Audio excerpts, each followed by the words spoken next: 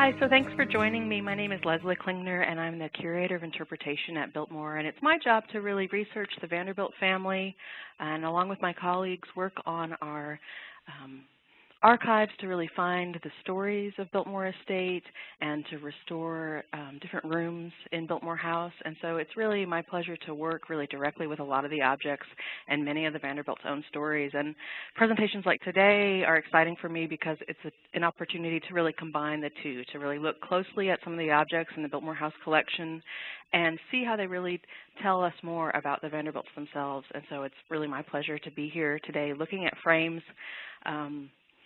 It's something that there's so many objects in Biltmore's collection. We have about 50,000 objects, so it's really fun to be able to take a moment and look at a certain subject matter like frames up close. And I wanted to start with this painting. This is a painting done by John Singer Sargent of George Vanderbilt. So he was the owner and builder of Biltmore. This was done in 1890, and it was commissioned directly from Sargent. It tells you a little bit just about George's own taste in choosing Sargent, and I think the painting itself is a really exquisite representation of Vanderbilt himself. He was a passionate collector of both books and prints and also of art, and it'll be my pleasure to share a lot of pieces from his collection with you today. I wanted to start out with just some favorites. I decided for this presentation to pick out some favorites in the collection, and this is definitely one of them. This is entitled Going to the Opera, and it was done by Seymour Guy in the 1870s, and it was actually commissioned by George Vanderbilt's father. And his father is seated here towards the front of the painting on the left-hand side. This was commissioned in 1873 when George was still just a young child. And shown at the Academy in 1874, and people really clamored to come and see it because the Vanderbilts at that point in time were really one of the wealthiest families, not only in the United States but in the world, and their reputation was growing. William Henry, George's father, the man seated here in the front, was more of a private individual, and so not that much was known about him, and people were really interested to see the family. And here they are, sort of decked out in their finest. William Henry Vanderbilt was a philanthropist in many ways and contributed quite a bit to the Metropolitan Opera, to the founding of the opera, and so then it's appropriate that he would have his family gathered here in the drawing room of his home at 40th and 5th Avenue, and in a way with his family on display. And it was really William Henry's idea for this painting, and he approached the painter to do it. He was a painter known very much for genre paintings of children, very well known at the time, but this was the first and really the only painting ever done on this scale by this particular artist. It came to great acclaim for some people. Others thought that they were too crowded within the space. But for me, since we're looking at frames today, I think it's really interesting to look at the correlation, look at the ways that the frame actually interacts with the painting itself. It's a really stunning example. Let me go back. It's a really stunning example of an aesthetic movement frame, and we'll look at some details up close. For us, I think it's also telling to look at one of the central figures, which is George Vanderbilt himself. So here he is as a very young boy, looking very much to the collector he would grow to be. And I think it's very clear growing up in this environment how he developed his eye and developed his interest in art. He was the youngest of the 8 children in their family, and so he traveled widely with his parents. William Henry was sort of towards the end of his career, or at a time where he could relax a little bit and not concentrate as much on the railroad and transportation business, and he really became passionate about collecting art. And so he took young George with him to all the galleries and all the studios, and just if you look around the room, you have a sense of how busy they were as collectors and really the sort of things that George was exposed to if you look at these amazing things on the mantle. So this is William Henry in the foreground, his mother, George's mother, Maria Louisa Vanderbilt, behind him, his older brother, Frederick, behind her. And the three of the children, George, Frederick, and also Lila, who's seated opposite from George in this picture, traveled widely, and really all three of them became very interested in art. What I think is particularly interesting about this frame is how it echoes the things that are happening in the painting. So here you have a really fantastic example of an aesthetic movement frame. You have some classical motifs like a Greek key motif, acanthus leaves. But what's interesting to me, if you look at the liner, so if you look at this ebonized mat, it kind of breaks up the tonal structure of the painting, really creating more drama, adding more focus. But it also echoes the interior itself. So if you look above the fireplace behind William Henry Vanderbilt with the ebonized inlay in that work, you can see it echoed in the frame. I think also if you look at the detail above the wainscoting, you see that same geometric pattern repeated in the motif of the frame. And so really, in so many ways, the frame completes the painting and really enhances the painting. And I think it's a really spectacular example of this. I think it's also interesting in this painting that Guy is concentrating, there's so much going on. He's painting portraits of the family. He's really representing the room itself. But as a painter, I think it's interesting how much attention he's paying to the frames of the work in this piece.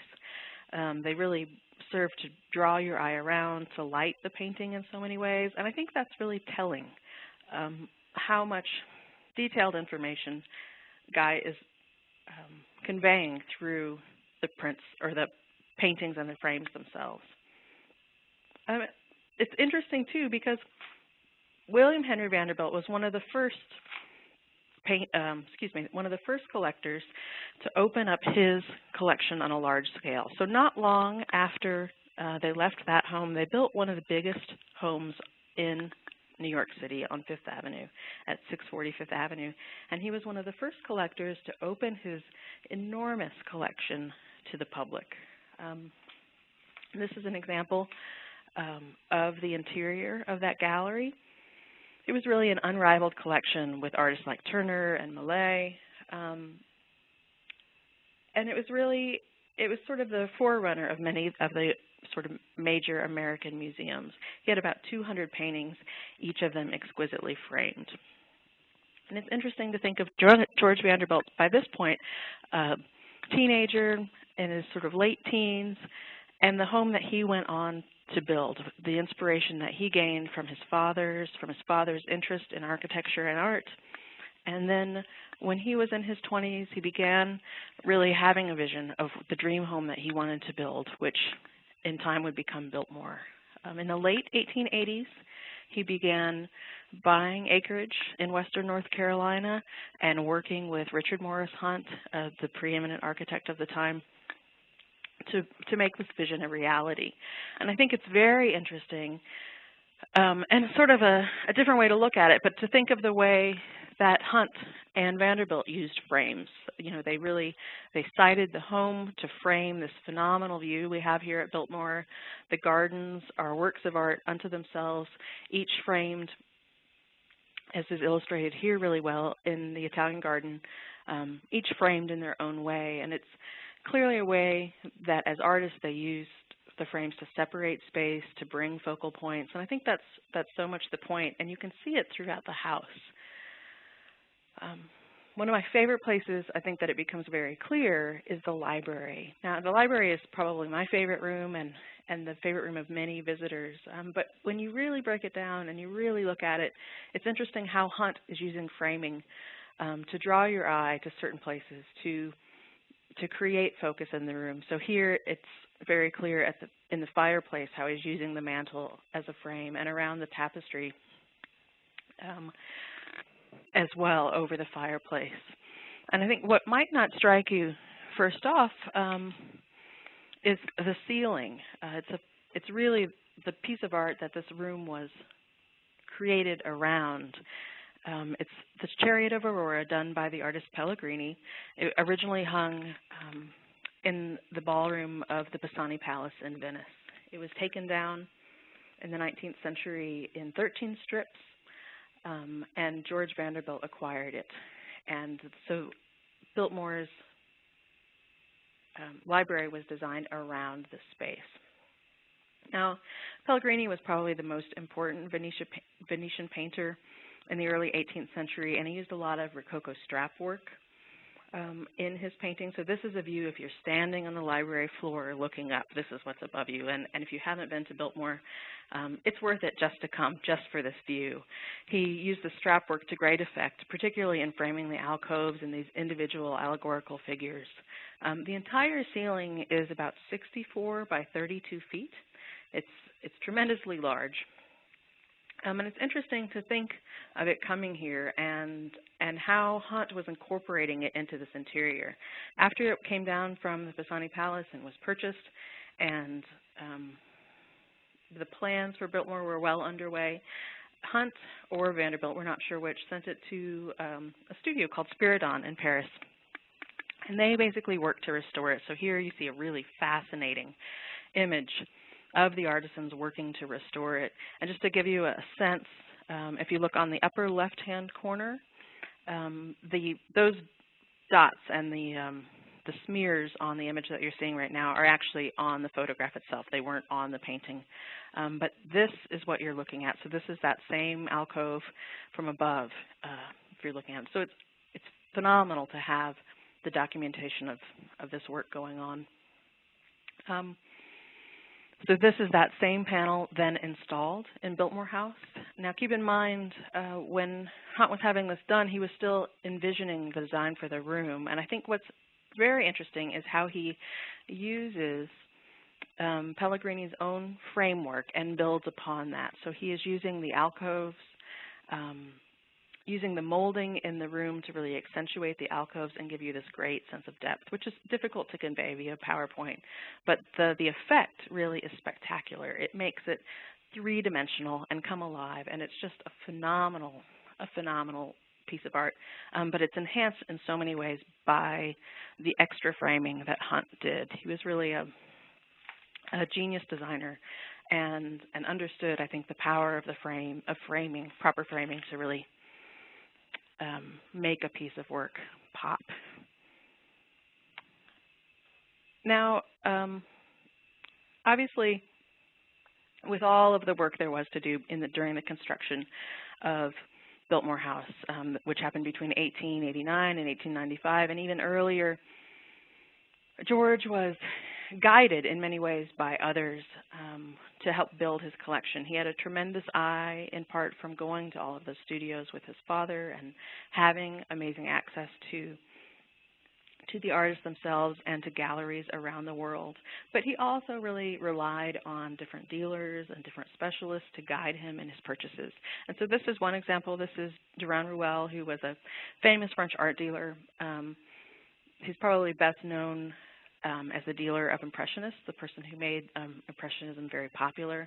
And Duran-Ruel worked very closely with painters themselves and the clients to pair not only an artist with a client, but to pair a painting with a frame. And both of the Renoir in the collection, that both have these phenomenal frames, came from Duran-Ruel. Often, George Vanderbilt was working not only with dealers, but directly with the artists themselves. And a great example of that is with John Singer Sargent. We started out looking at that first initial Sargent, the portrait of George Vanderbilt, and we have another phenomenal one of his mother that he commissioned. In fact, we are so lucky that we have to have 6 John Singer Sargents in the collection. This is one of them. This is a painting that George Vanderbilt commissioned of one of his very favorite cousins.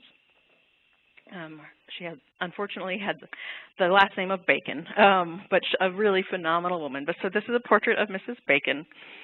And it's such a delight to me because I've had the privilege of reading a lot of her letters, a lot of her correspondence, and getting to know her a little bit as a personality through over time. And here her personality is so well captured by Sargent. It's just the detail that he is able to convey and the time that he took to really express that through his portraits is very clear.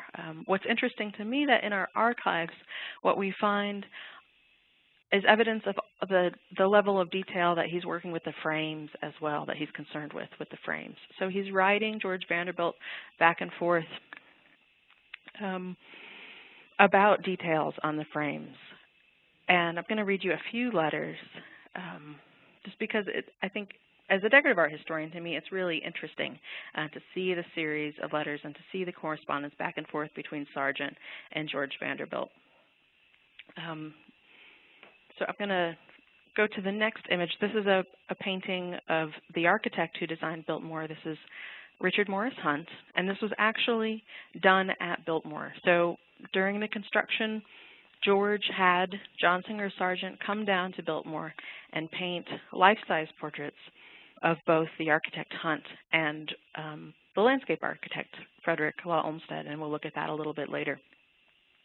And he worked on the space for a great period of time, really trying to capture the essence of these great men. And then back in the studio, really tried to put these in frames that would match the work to them. And then later, when the portrait of Mrs. Bacon that we were just looking at, this one was done, he drew from this experience in working with George. And I'm going to read you just some letters about that. So this is dated March 1st, 1896. My dear Vanderbilt, I dare say you must have expected to get Mrs. Bacon's portrait before this. I have been delayed principally by my want of success in finding a fine old frame for her, comparable to the one of Mr. Hunt or of Mr. Olmsted. I shall get you the best old one I can find, or else order you a new one made of a good pattern. Meanwhile, will you write me the instructions for shipping the portrait and frame to you? Do you want it to go to Biltmore or to town again, New York, to which the address the other frame was sent and whose address I have forgotten? Mrs. Bacon would have liked to have her portrait exhibited in New York before it went to Biltmore, but now I fear it is too late, mainly because he's stalling to find just the right frame, which I think is really interesting. And he signs it, believe I am, yours sincerely, John S. Sargent. And you really get the sense that each portrait was a child of Sargent, and he wasn't really ready to let it go until it was absolutely perfect. And he certainly took his time, even with a really important client like George Vanderbilt. So we have another letter in the archives dated 9 months later, December 12th, 1896, concerning this same painting. My dear Vanderbilt, Mrs. Bacon's portrait is being packed today, addressed to you at 640 Fifth Avenue. I have been working at it occasionally, or you would have received it before. It is a picture that I think will improve in tone with time, and if it's to be exhibited, I should prefer it is not for 2 or 3 years. I hope you will be pleased with the frame, which is very nice to my way of thinking. Yours sincerely, John S. Sargent. And so it's in the original frame that Sargent chose for it. He had wanted very much to get a frame similar to either this one for Hunt or this phenomenal one in which Olmsted is in. This is the landscape architect, Frederick Law Olmsted. And it also hangs here at Biltmore. It's really the match of the pair. And it's really a little known fact that when Sargent came to Biltmore, when he was painting this painting, Olmsted was very ill. He was working really at hours that would make anyone delirious. He was working on the World's Fair in Chicago. He was working on this enormous landscaping plan for Biltmore, but he was definitely feeling his age, and dementia was beginning to set in for him, and he was very tired at different points during the day. And so it's a little known fact that at different points during the sitting of this painting, his son actually sat in for him. So he would wear his clothes and pose for Sargent during the day, because Olmsted himself didn't quite have the strength to do it. But the portrait itself, the face, was done directly from Olmsted himself. And Olmsted, we're so very lucky to have a landscape that has any correlation to Olmsted. And in fact, Olmsted considered this his greatest private work and his masterpiece in many ways. So he had, of course, gained his reputation as a landscape architect for his designs for Central Park. and Biltmore was one of the last designs that he completed.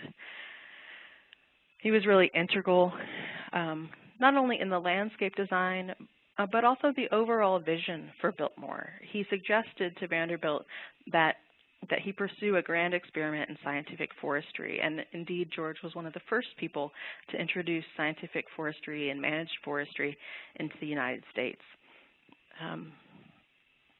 So much of the beauty and the meaning of Biltmore is really thanks to Olmsted's vision. And so when Larson-Juhl approached us about doing a custom frame molding collection in Olmsted's honor, we were really truly excited at the prospect and have been really delighted with the results. It's a gorgeous frame and detailed with sort of a classic acanthus leaf, and just I think it does him justice in so many ways. And given Olmsted's initial recommendation that George's farms and forests be self-sustaining, it's also really meaningful to us and an honor to be involved in Larson-Juhl's initiative to have the Biltmore collection and this frame be the nation's first forest-friendly certified frame. So this is, it's called PEFC, the Program for the Endorsement of Forest Certification.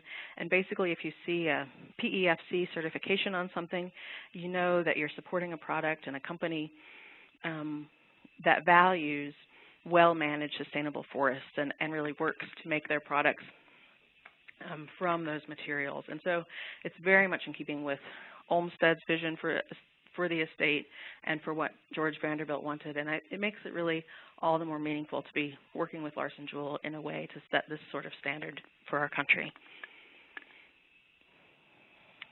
So it wasn't only Sargent that Vanderbilt had a really close relationship, a direct working relationship with.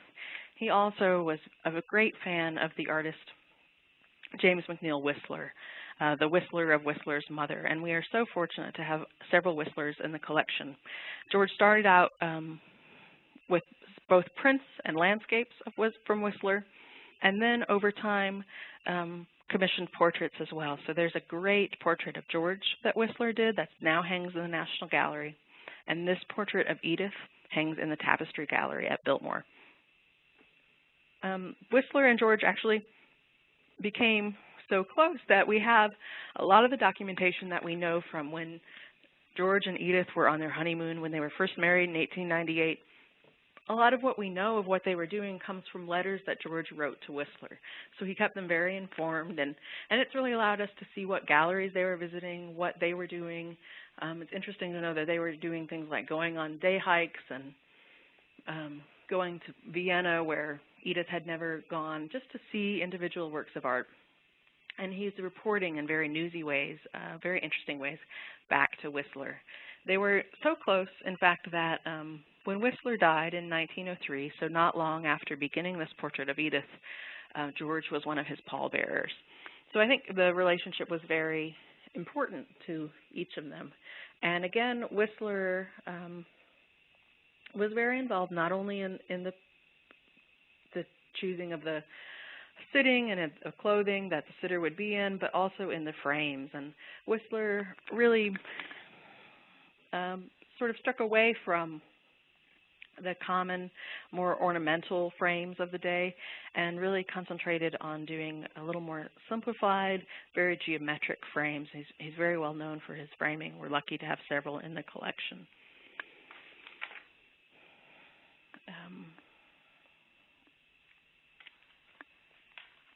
Let me just go forward to talk a little bit about other frames in the collection. Now, this is a phenomenal piece.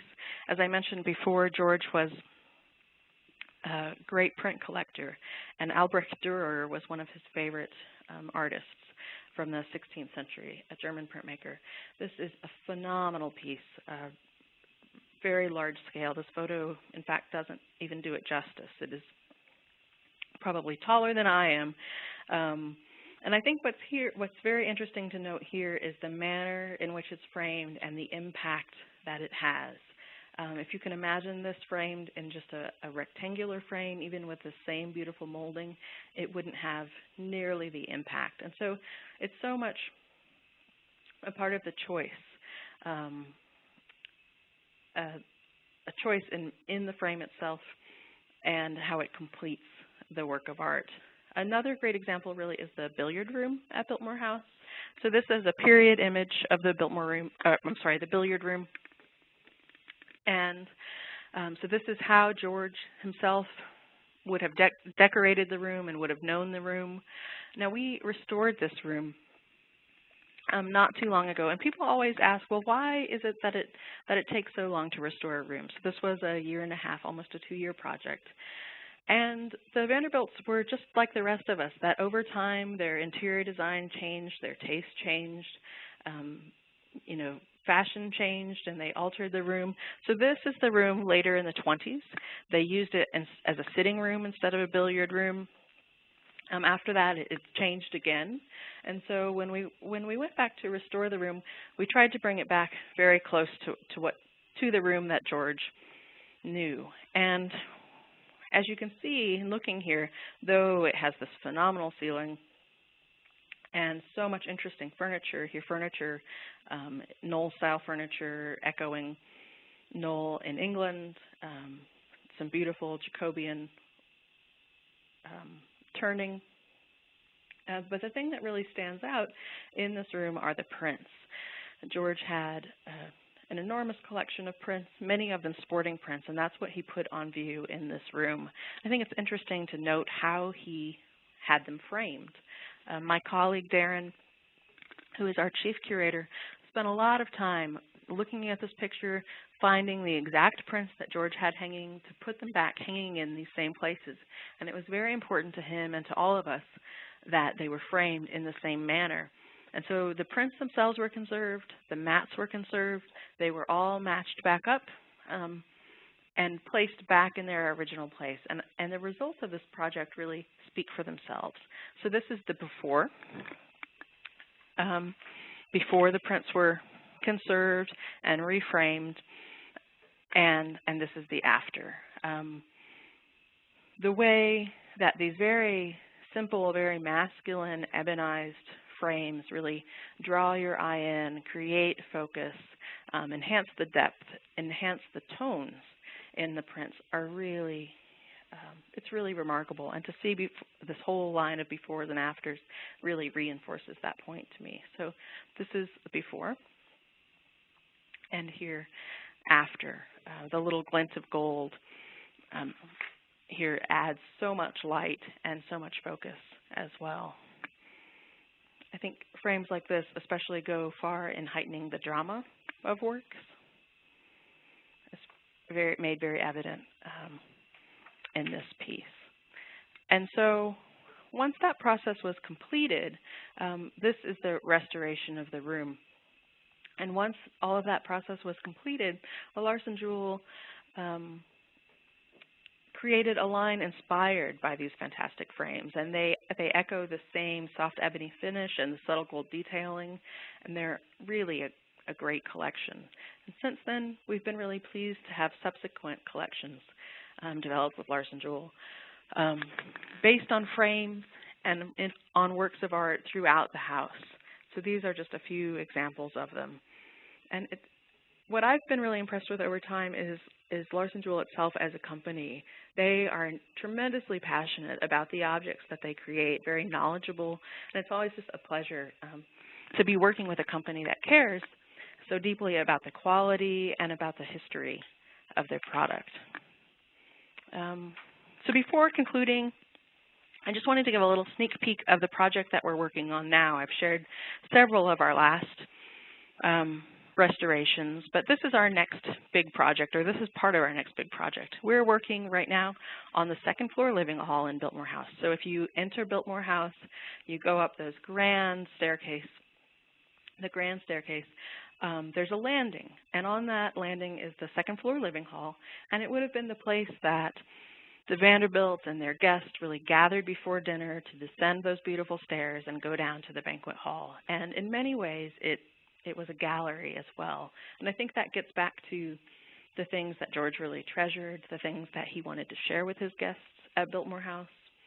And this painting, called Rosita, is by a Spanish painter named Zulaga. And it has a special place, I think, in our hearts and in the collection because it is the last large-scale painting that George purchased before his death.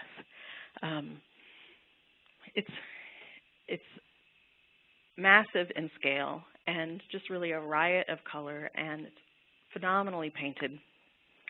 But it's really a special piece because of that place that it holds. And also a fascinating one because after George purchased it, he spoke with the dealers, the gallery, and he wanted adjustments to the frame, and he wanted some changes made. And the dealer was happy to do it, held the piece for him, and George returned to his Washington home. And unfortunately, he suffered an illness and died quite unexpectedly. And once the gallery sort of heard of this tragedy, he wrote Edith, his widow, and asked, how would you like us to follow up on this painting? We're happy to hold it. Would you like us to go through and reframing it? Would you like us to put it back on the market? We're very sorry for your loss, and please let us know what you'd like to have done. And of course, being overwhelmed with this tremendous change in her life, Edith just asked the gallery to put the subject on hold for several months. And over time, what you see in our archives is once Edith really regains her footing and is able to make the more important decisions with the estate, she returns to the gallery and basically says, please complete the transaction and complete the framing just as George Vanderbilt wanted, and then send it on.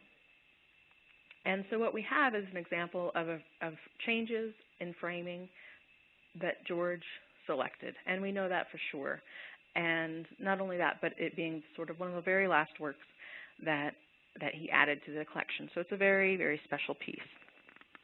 And to me, it really reinforces this idea that the Vanderbilts cared very deeply about their art collection and considered and understood how much a part the framing of that is, how important that the frame itself is really an integral choice and integral to the artwork itself.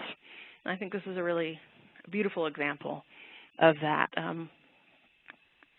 I think he understood very clearly that together as a whole, the artwork and the frame influence and impact the viewer. And so we're really thrilled to know that Rosita, framed as George originally wanted her, will be showcased along with several of other works in his collection, the waltz here in the upper left-hand corner, the Sargent portraits of Hunt and of Olmsted. These will all be showcased together in the second floor living hall beginning in September of this year, so September of 2013. And I think it's really going to be a stunner of a room, and we're so excited to be working on it and to be able to share it, particularly to be able to share these works of art that people have made such careful choices about, and to be able to share that with Biltmore's viewers. And so with that, I'd like to thank you all for joining us and thank our partner Larson-Juhl for allowing me the opportunity to really share these works with you and to invite you really to come to Biltmore and to view these works firsthand for yourself and take a little bit of extra time like we did today and really take a moment to appreciate the frames with them. Thanks so much.